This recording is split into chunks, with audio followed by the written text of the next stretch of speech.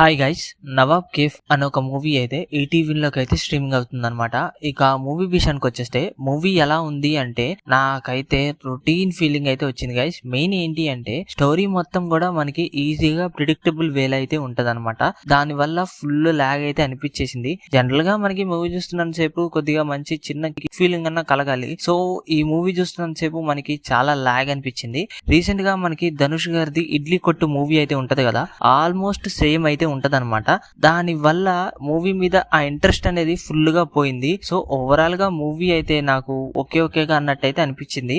And మూవీలో రాజీవ్ కనకాల గారి performance ఏదైతే ఉందో అవి చాలా బాగున్నాయి. మూవీ మేకింగ్ ఏదైతే ఉందో అది ఓకేగా అన్నట్టయితే ఉందన్నమాట. ఇక మూవీ ప్లాట్ ఏంటి అంటే నవాబ్ టైంలో నుంచి ఉన్న టీ కెఫే అయితే ఒకటి ఉంటది అనమాట. దాన్ని రన్ చేసేది రాజీవ్ కనకాల గారు. సో వాళ్ళ వారసుడే మన హీరో అనమాట. సో తనేంటి అంటే ఈ కెఫేని రన్ చేయడం అయితే తనకైతే ఇష్టం ఉండేది కాదు. తనకి ఏంటంటే జాబ్ చేసి పైసలు సంపాదించాలన్నది అయితే ఉంటది అనమాట. సో తర్వాత ఏం జరిగింది, అసలు నవాబ్ కెఫేని ఎవరు హ్యాండిల్ చేసుకున్నారు, అసలు ఏమైంది అనేదే మూవీ ప్లాట్ అనమాట.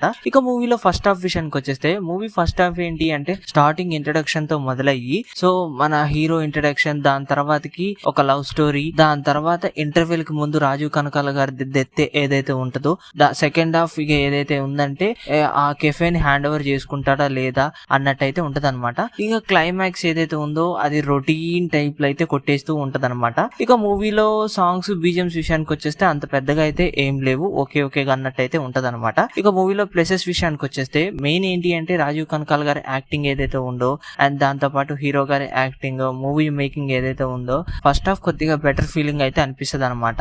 అండ్ సినిమాటోగ్రఫీ ఓకేగా అన్నట్టయితే ఉంటది. ఇక మైనస్ల విషయానికి వచ్చేస్తే మెయిన్ ఏంటి అంటే మూవీ రొటీన్ గా అయితే కొట్టేసింది.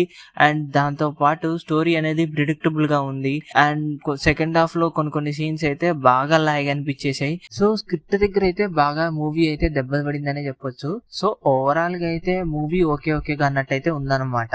ఇక మూవీలో అడల్ట్ కంటెంట్ ఏమైనా ఉంది అంటే ఏం లేదు గైస్, ఫ్యామిలీతో అయితే చూడొచ్చు అనమాట. ఇక మూవీకి రేటింగ్ వచ్చేసి 5 అయితే నేను 2.1 అయితే ఇస్తున్నాను గైస్.